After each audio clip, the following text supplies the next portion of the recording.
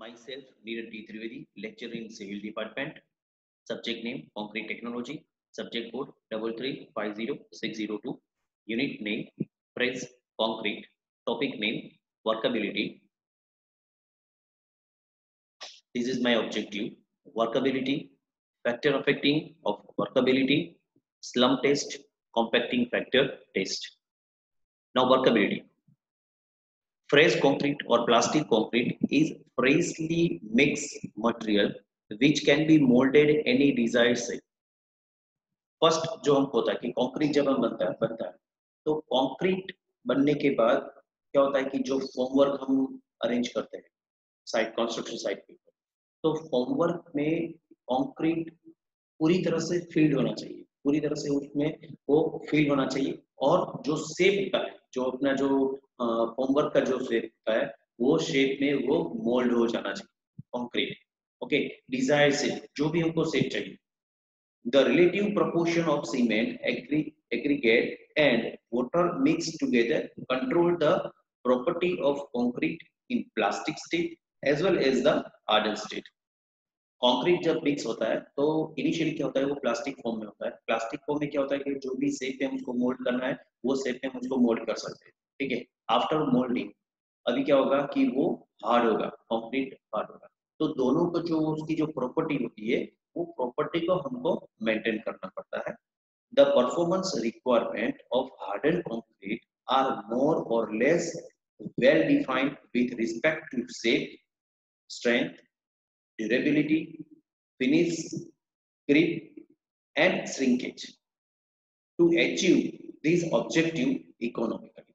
अभी जब concrete hard हो जाता है तो उसका जो शेप होता है, जैसे कि सपोज की कॉलम का साइज है 600 बाई 400, तो जब भी हम फॉर्मवर्क को रिमूव करते हैं तो थ्रू आउट हमको वही साइज लेनी चाहिए। पूरा क्रॉस सेक्शन, कभी भी हम क्रॉस सेक्शन कहीं पे भी लिखा है क्रॉस सेक्शन निकाले तो क्रॉस सेक्शन में हम जो प्लान होता है तो उसका प्लान का साइज 400 बाई 600 होना चाहिए।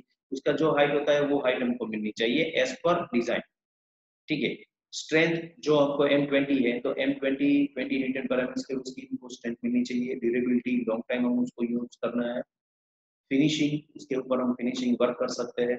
क्रीप और श्रिंकेज नहीं होना चाहिए। तो ये सारी चीजें वो हमको देखनी रहती है कि भाई ये चलो कंक्रीट बनने के बाद ये सब कोई प्रॉब्लम क्रिएट होना नहीं चाहिए। और जो मेन चीज होती है to achieve this objective economically, तो जो वो इकोनॉमिक होना चाहिए। कंक्रीट प्रिपेयर होता है तो वो इकोनॉमिकली होना चाहिए। नाउ वर्केबिलिटी होती है वो डिपेंड रहती है मिक्सेबिलिटी, स्टेबिलिटी, ट्रांसपोर्टेबिलिटी, मोबिलिटी और कॉम्पैक्टिबिलिटी, उसके ऊपर डिपेंड रहता है। ठीक है, तो अगर हम देखते हैं कि मिक्सेबिलिटी, व्हाट इज मीनिंग ऑफ मिक्सेबिलिटी, मतलब कि कंक्रीट मिक्स होने से लेकर प्लेसिंग इन बिटवीन जो भी स्टेप रहता है, मिक्सिंग से लेकर प्लेसिंग तक का जो भी स्टेप होता है वो सारे स्टेप हम अभी डिस्कस करेंगे। जैसे कि फर्स्ट है मिक्सेबिलिटी। कंक्रीट में जो मटेरियल होता है जैसे कि सैंड, सीमेंट, एग्रीगेट और वाटर, उन उनको क्या करते हैं हम होमोजेनियसली मिक्स करते हैं। ठीक है, तो उसको हम बोलते हैं mixability. Mixability is the ability of the mix to produce a homogeneous green concrete from the constituents materials of the batch under the action of the mixing force। अभी क्या होता है कि ये जो मटेरियल है एग्रीगेट, सैंड, सीमेंट और उसमें हम डालते हैं वाटर। वाटर लुब्रिकेंट वर्क करता है। ठीक है, तो उसको हम क्या होता है फोर्स अप्लाई करता है और वो फोर्स अप्लाई करके हम उसको प्रॉपरली होमोजेनियसली मिक्स करते हैं। ठीक है, a less mixable concrete mix require more time to produce a homogeneous and uniform mix। जो मिक्सिंग होता है तो मिक्सिंग में टाइम लगता है, जब हम कंक्रीट को मिक्स करते हैं तो उसमें थोड़ा टाइम लगता है होमोजेनियसली मिक्स करने में। ठीक है, और वो जो प्रॉपरली होमोजेनियस मिक्स हो जाता है फिर हम उसको यूज कर सकते हैं। सेकेंड चीज है stability. Stability means the mix should not segregate during transportation and placing when it is subject to force during handling operation. अभी क्या होता है कि कंक्रीट मिक्स हो गया, मिक्स होने के बाद क्या करेंगे हम उसको क्या करेंगे ट्रांसपोर्ट करेंगे। कहाँ पे ट्रांसपोर्ट करेंगे, जहाँ पे उसको हमको प्लेसिंग करना है। तो ये जो ट्रांसपोर्टेशन का जो है उसको हम जब ट्रांसपोर्ट करते हैं तब ड्यूरिंग द ट्रांसपोर्टेशन उसमें सेग्रेशन नहीं होना चाहिए, उसका अलग नहीं होना चाहिए। जैसे कि सीमेंट सैंड अलग हो गई और एग्रीगेट अलग हो गया, ऐसा नहीं होना चाहिए। पानी अलग हो गया, ऊपर पानी आ गया और नीचे एग्रीगेट हो गया, तो कुछ भी मटेरियल में सेग्रेशन नहीं होना चाहिए। उसका जो हमने होमोजेनियसली जो मिक्स किया है वो होमोजेनियसली मिक्स ही वहां पे पहुंचना चाहिए, ठीक है। ऐसा नहीं होना चाहिए कि कुछ अलग से हो गया ड्यूरिंग द ट्रांसपोर्टेशन। सेकेंड चीज है ट्रांसपोर्टेबिलिटी।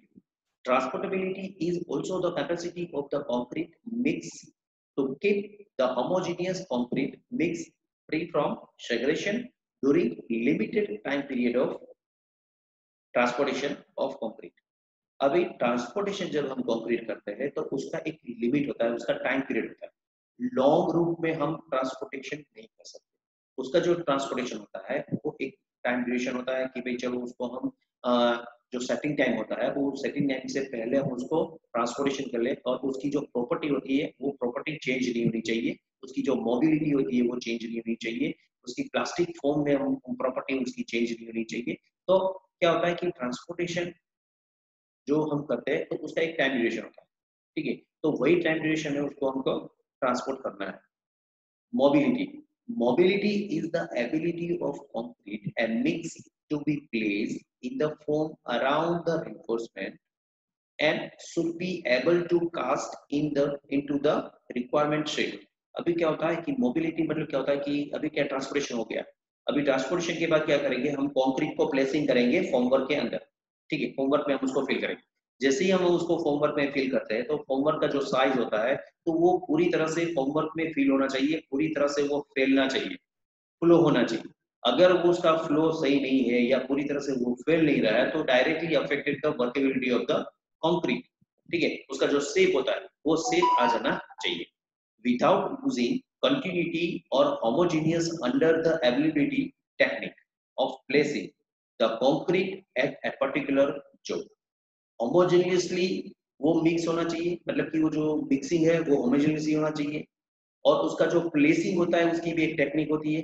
वो काफी हाइट से हम उसको प्लेसिंग नहीं कर सकते। अगर हम हाइट से प्लेसिंग करते हैं तो भी क्या होता है कि उसमें वो चेंज हो जाता है। चेंज मतलब कि क्या है, सेग्रेशन हो जाएगा, मतलब कि एग्रीगेट अलग हो जाएगा कि उसका उसका वेट ज्यादा है। अगर हमने उसको हाइट से हम उसको अगर प्लेसिंग करते हैं तो प्लेसिंग में भी हमको देखना है कि कितनी हाइट से हम उसको प्लेसिंग करते हैं, ठीक है।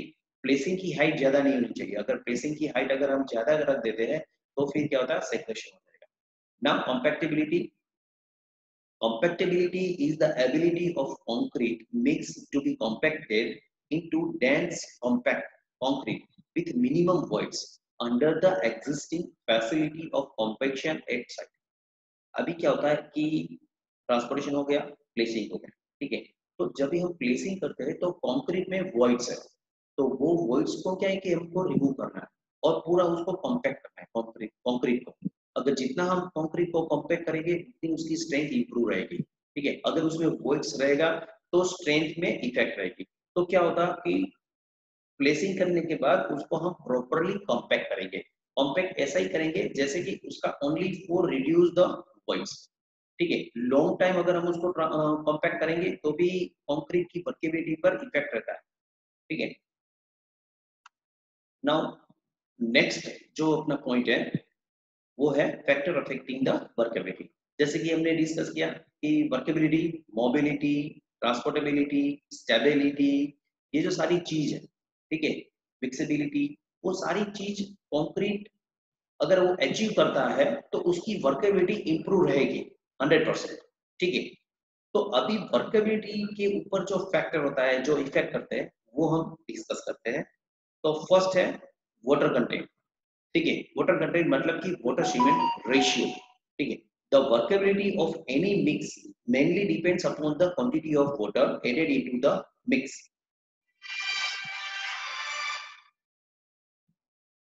Play a role of lubricant in the fresh concrete, ठीक है।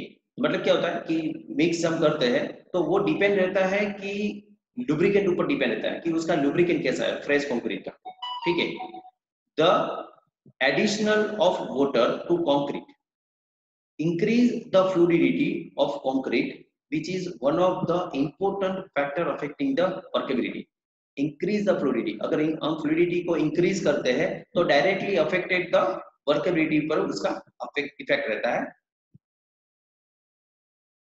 At the work site many non technical supervisor resort to adding a more water for increasing workability, addition of only increase the workability। अभी क्या होगा कि non technical जो person होता है, supervisor non technical है, वो क्या करेंगे वर्केबिलिटी को इंप्रूव करने के लिए वाटर को ऐड कर देंगे, ज्यादा वाटर ऐड कर देंगे, ठीक है। Addition of only water increase the water cement ratio of the mix making the mix linear, hence the strength of the concrete decrease. वो लीनियर हो जाएगा, फ्लूइडिटी अच्छी रहेगी, मगर क्या होगा कि directly affect the strength of the concrete. वो जो कंक्रीट की जो स्ट्रेंथ होती है उसके ऊपर वो इफेक्ट करता है। नाउ मिक्स प्रोपोर्शन, कंक्रीट जो मिक्स प्रोपोर्शन होता है कंक्रीट का, फर्स्ट तो कि aggregate cement ratio is an important factor affecting workability. Aggregate और सीमेंट का रेशियो क्या है? The higher the aggregate cement ratio, the linear is the concrete. In lean concrete, less amount of paste is available. अगर aggregate cement ratio अगर हम higher कर देते हैं तो क्या होगा कि कंक्रीट है वो लीन हो जाएगा, मतलब कि लीनियर रेशियो हो जाएगा, सीमेंट रेशियो इज लीनियर, तो डायरेक्टली अफेक्टेड द कंक्रीट की वर्केबिलिटी पर इफेक्ट करेगा, ठीक है।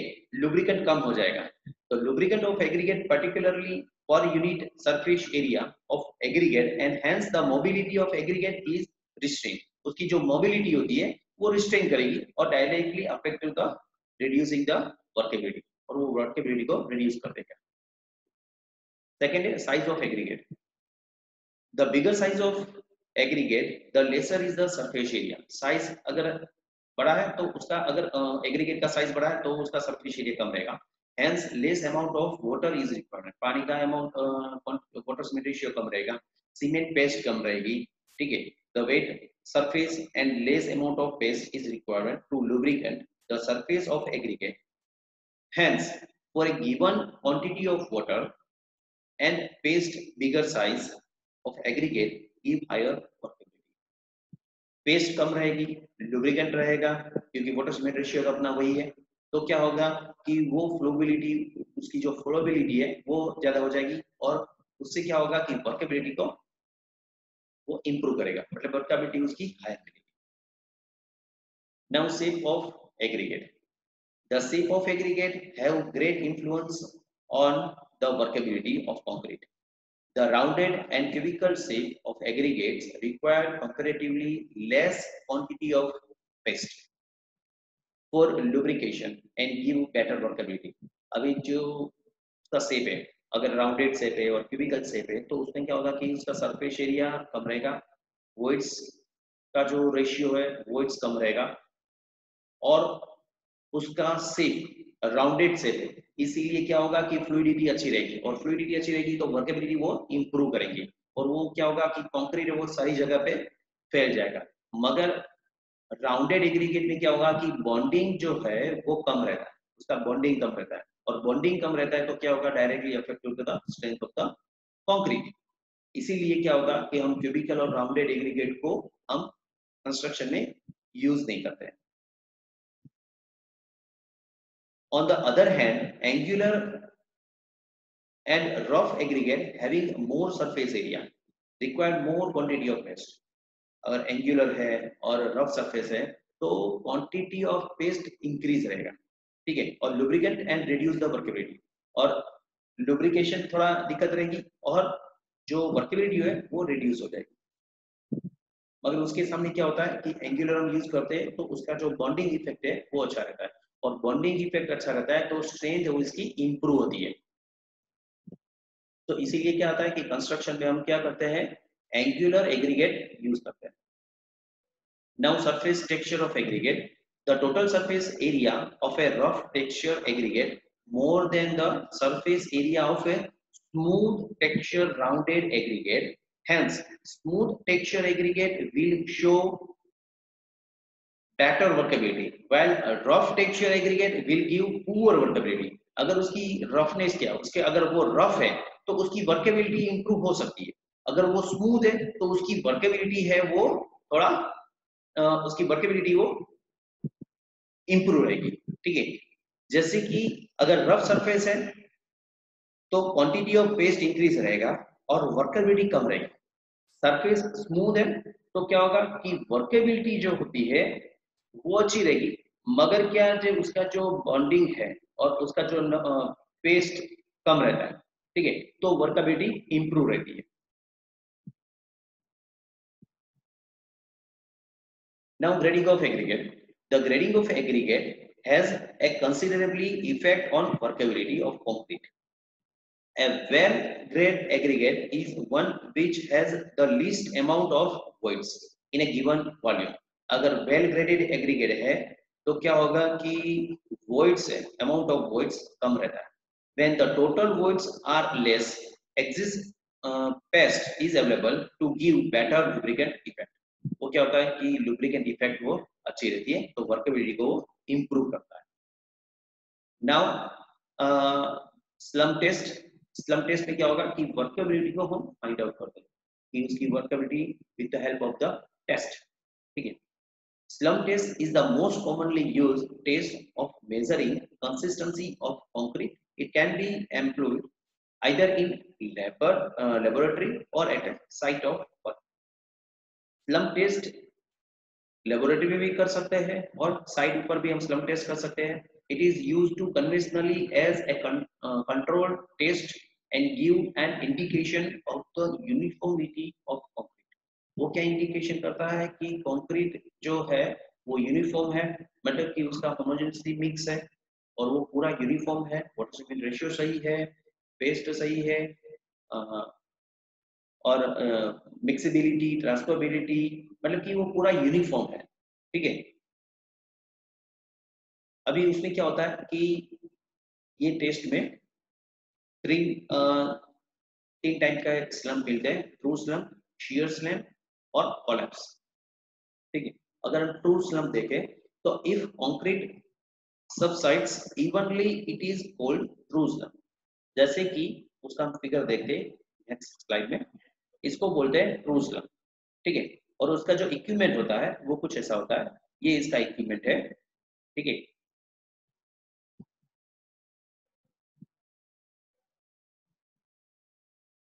ये इक्विपमेंट है स्लम टेस्ट का। इसमें क्या होता है कि कंक्रीट हम फिल करते हैं। ठीक है, ये अपना प्लेटफॉर्म है, ये जो प्लेटफॉर्म पे हम उसको पहले, ये जो प्लेटफॉर्म होता है उसको हम पहले वॉश करते हैं, बस उसको वॉश करते हैं, उसके ऊपर थोड़ा ऑयलिंग करते हैं। ठीक है, फिर ये जो है अपना वर्केबिलिटी का जो एपरेटस है उसके अंदर की इनसाइड भी हम क्या करेंगे, थोड़ा ऑयलिंग करेंगे। ठीक है, थोड़ा बहुत ऑयलिंग रखेंगे कि जैसे कि कंक्रीट इसके साथ बॉन्डिंग ना करें। ठीक है, फिर क्या करेंगे कि जो प्लेटफॉर्म के ऊपर ये अपना एपरेटस रखेंगे और कंक्रीट इसमें हम फिल कर देंगे। ठीक है, और कंक्रीट फिल करने के बाद पूरा जो कंक्रीट होता है होमोजेनियस हमने उसको मिक्स कर दिया। ठीक है, मिक्स करने के बाद हम क्या करेंगे, उसको इसमें फिल करेंगे और ये जो रोड होता है, ये जो रोड है उससे हम क्या करेंगे, उसको कॉम्पैक्ट करेंगे।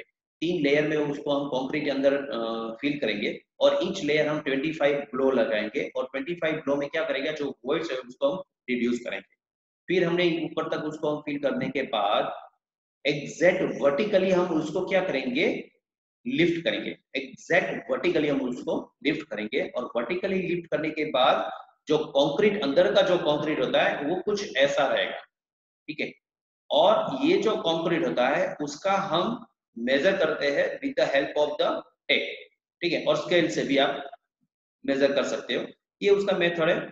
जैसे कि हमने वर्टिकली लिफ्ट करने के बाद उसको क्या करेंगे, हम साइड पे रख देंगे और इसके उसका जो टॉप होता है उसके साथ उसका जो हाइट होता है, जो डिफरेंस होता है, हाइट डिफरेंस, वो हम मेजर करेंगे। ठीक है, और ये मेजर करने के बाद ये जो इसका जो ये जो शेप होता है, ये देख रहे हैं ना, ये जो शेप है, ठीक है, ये जो शेप होता है वो शेप से क्या होता है कि वो ट्रू स्लम्प है, शियर स्लम्प है या कोलैप्स है, वो हमको पता चलता है। जैसे कि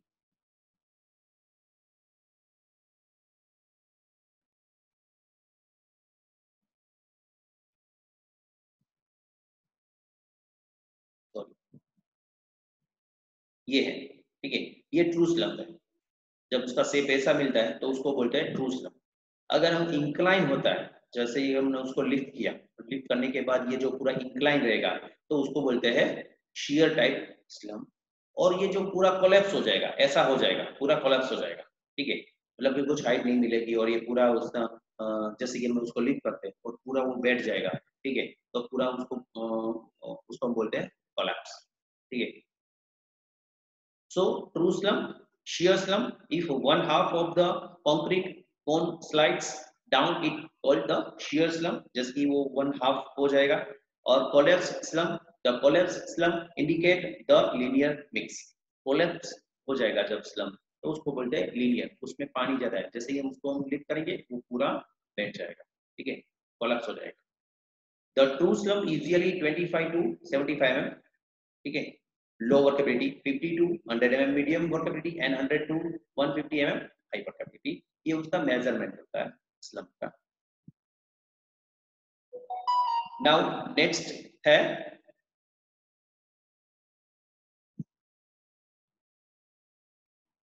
compacting factor test. The test work on the principle of determining the degree of compaction achieved by a standard amount of work done by allowing the concrete to all to a standard height। अभी concrete जो होता है वो कुछ, मैंने बोला कि जब कंक्रीट को हम प्लेसिंग करते हैं तो उसका एक स्टैंडर्ड हाइट रहता है, वो हाइट से हम उसको प्लेसिंग करना है।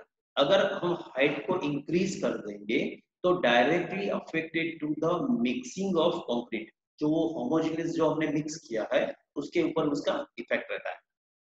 The degree of compaction called the compacting factor is measured by the density ratio, the ratio of the density achieved is the test to density of same concrete fully compact, ठीक है, मतलब कि उसकी density क्या है, उसका जो ratio होता है, ठीक है, उसके ऊपर वो डिपेंड रहता है। जैसे कि कॉम्पैक्टिंग फैक्टर टेस्ट में क्या होगा कि इसका ऐसा एपरेटस है 1, 2 और 3, ये दो बकेट है, जस्ट 1 मिनट,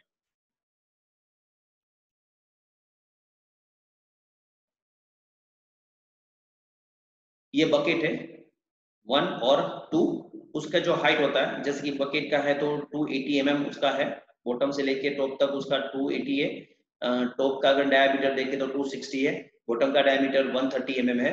यहाँ पे भी ये जो उसका बॉटम से लेके इसका जो टॉप है उसका हाइट है 200 mm है, ये 240 है, जैसे कि नीचे जाएंगे तो उसका डायमीटर कम होता जाएगा, जैसे कि 240 है, इसका 130 और इसका 130 रहेगा, बॉटम का डायमीटर चेंज नहीं होता, उसका जो हाइट है वो 240 है, यहाँ पे 280 हाइट है, यहाँ पे हाइट है 240 का हाइट है, ठीक है, और यहाँ पे बॉटम से लेके इसका टॉप, ये जो सिलेंडर होता है जहाँ पे हम उसको कलेक्ट करेंगे तो उसका हाइट है 200 mm हाइट है, ठीक है, और उसका जो हाइट है, ये सिलेंडर का जो हाइट है वो है 285, मतलब कि इसका बॉटम से लेके इसका टॉप का इन बिटवीन जो डिस्टेंस है वो 200 mm है, ये भी 200 mm डिस्टेंस है, मतलब कि बॉटम से लेके यहाँ का जो टॉप है उसका डिस्टेंस कितना है 200 mm। अभी कॉम्पैक्टिंग में क्या रहेगा कि ये जो बकेट है उसमें क्या करेंगे, होमोजेनियसली जो हमने कंक्रीट मिक्स किया हुआ है वो इसमें हम फिल करेंगे, और ये जो बॉटम होता है वो इनिशियली जब हम उसको फिल करते हैं ये बॉटम होता है वो क्लोज होता है, ठीक है, जैसे ही हम उसको हम उसको फिल करेंगे तो एपरेटस का जो वर्क होता है वो कैसा होता है, उसका बॉटम वो हम रिमूव कर सकते हैं, मतलब कि इसका बॉटम को हम ओपन कर सकते हैं, जैसे ही हम बॉटम को ओपन करेंगे ये पूरा कंक्रीट होगा कहाँ पे जाएगा, नीचे ये बकेट में कलेक्ट हो जाएगा, ठीक है, और ये बकेट में जब कलेक्ट होगा तब तो इसका जो बॉटम होता है वो क्लोज होता है, ठीक है, मतलब कि ये बकेट में कलेक्ट होता है, ये बकेट में कलेक्ट करने के बाद क्या करेंगे हम उसको फिर से ये जो उसका बॉटम है वो हम ओपन करेंगे, और ये जो बकेट होता है उसमें से कंक्रीट कहाँ जाएगा, ये सिलेंडर में आ जाएगा, मतलब कि क्या होगा कि ये जहां जब वो सिलेंडर में आता है तो वो पूरा कॉम्पैक्ट हो जाएगा, और उसका जो प्लेसिंग का जो हाइट है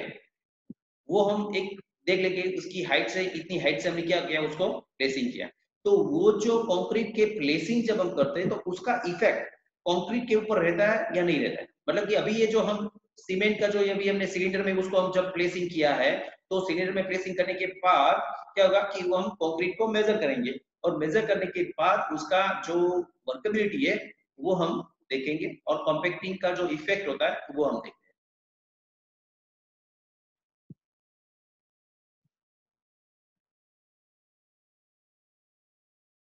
थैंक यू।